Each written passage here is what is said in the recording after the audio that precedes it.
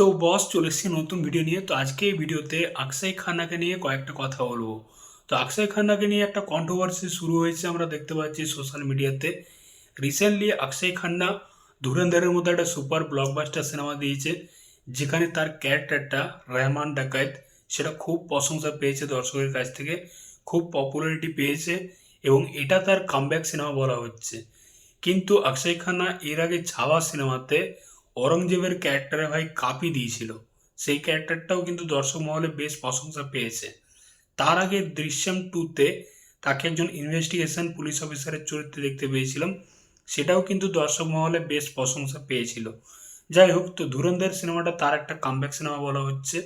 ঠিক যেরকম ববি দেওলের অ্যানিমাল সিনেমাটা কামব্যাক সিনেমা ছিল, সেরকমই ধুরন্ধর সিনেমাটা অক্ষয় খান্নার কামব্যাক সিনেমা বলা হচ্ছে। এটা কিন্তু দর্শক প্রচুর পছন্দ করেছে তার ক্যারেক্টারটা रहमान डकैत।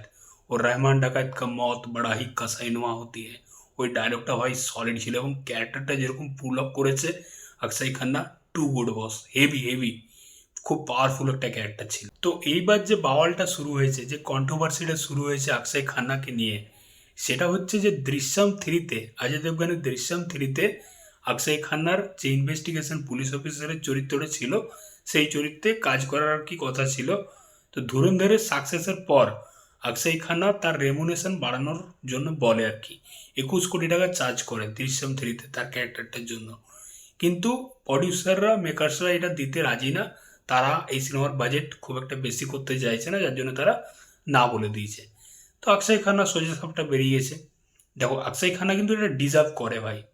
সে ধুরন্ধর সিনেমাতে 2 কোটি টাকা ফিস নিয়েছে, কিন্তু 2 কোটির থেকে বেশি কিন্তু সে পাওয়ারফুল একটা ক্যারেক্টার প্লে করেছে। এবার সে এটা ডিজার্ভ করে, যেরকম এখন সে একটা পপুলার হয়ে গেছে। হয়তো 21 কোটি টাকা ডিজার্ভ না করলেও মোটামুটি একটা ডিজার্ভ করে। যাই হোক, তো সে রেমুনেশন বাড়িয়েছিল, বলেছিল আর কি, সেটা হয়নি, ঠিক আছে, বেরিয়েছে।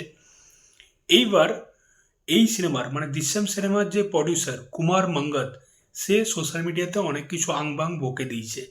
সে বলেছে যে এর আগে অক্ষয় খান্না যে ছাবা সিনেমাতে ঔরঙ্গজেবের ক্যারেক্টারটা করেছিল, যেটা খুব পপুলারিটি পেয়েছিল, তো তিনি বলেছেন যে ছাবা সিনেমাটা বিকি কৌশলের সিনেমা, ওখানে সাইড রোল হিসাবে ছিল অক্ষয় খান্না, ওটা তার সিনেমা না।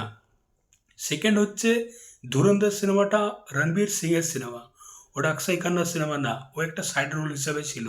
তো সাইড রোল হিসাবে ও এতটা পপুলারিটি পেয়ে গেছে বলে আজকে এরকম করছে, ওর কোনো গুরুত্ব নেই আমাদের সিনেমাটাতে, ওর কোনো দরকারই নেই, এরকমভাবে কিছু কথা বলেছে, যেটা আমার মনে হয় খুবই খারাপ ভাই। মানে ঠিক আছে, তোমার পছন্দ হয়নি তাকে নাও না, সে তো তোমার বিরুদ্ধে কোনো খারাপ কথা বলেনি, সে জাস্ট শুধুমাত্র নিজের ফিজটা, নিজের চার্জটা বাড়িয়েছিল। এখন তার একটা পপুলারিটি হয়েছে, সে নিজেকে ওই জায়গায় নিয়ে গেছে বলেই সেই চার্জটা করেছে। তো তোমার এই জিনিসটা কিন্তু খুবই খারাপ হয়েছে। এই কুমার মঙ্গত যে দৃশ্যম থ্রির প্রডিউসার, তো সোশ্যাল মিডিয়াতে সে যেরকমভাবে অক্ষয় খান্নাকে নিয়ে খারাপ খারাপ কিছু কথা বলেছে, তাকে ছোট করার চেষ্টা করেছে, এটা জিনিসটা কিন্তু খুবই খারাপ।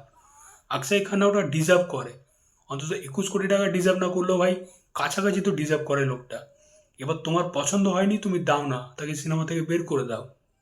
তো এবার যেটা শোনা যাচ্ছে যে অক্ষয় খান্নার ক্যারেক্টারটা নাকি জয়দীপ এলাহাবাদ করতে চলেছে। তো জয়দীপ এলাহাবাদও খুব ভালো একজন অ্যাক্টার, খুব পাওয়ারফুল অ্যাক্টার, তো তাকেও আর কি ভালো মানাবে।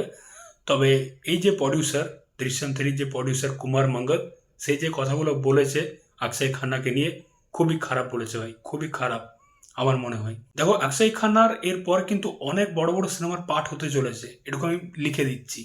এরপরেই সে মহাকালীতে ওই শুক্রাচার্যর ক্যারেক্টার করতে চলেছে, প্রসন্ন বর্মার যে সিনেমাটা। তাছাড়া আরও বড় বড় সিনেমার কিন্তু পার্ট হতে চলেছে, এই জাস্ট শুরু। ববি দেওলের যেরকম একটা গেম চেঞ্জার সিনেমা ছিল অ্যানিমাল, ঠিক অক্ষয় খান্নারও গেম চেঞ্জার সিনেমা কিন্তু ধুরন্ধর। এবার দেখো কত বড় বড় সিনেমাতে পার্ট হয় অক্ষয় খান্না, জাস্ট দেখতে থাকো। তো রিসেন্টলি শোনা যাচ্ছিল যে কিক টুতে, সলমান খানের কিক টুতে সলমান খানের অপোজিটে অক্ষয় খান্নাকে দেখতে পাবো, এরকম খবর উঠে আসছিল। তো এই জাস্ট শুরু হয়েছে। তো যাই হোক, তোমাদের মতামত কিন্তু অবশ্যই জানিও এই বিষয় নিয়ে, এই কন্ট্রোভার্সি নিয়ে তোমাদের কি মতামত, তোমাদের কি ওপিনিয়ন। চলো দেখা হচ্ছে পরের ভিডিওতে। চ্যানেলটায় নতুন হয়ে থাকলে অবশ্যই সাবস্ক্রাইব করে যাবো।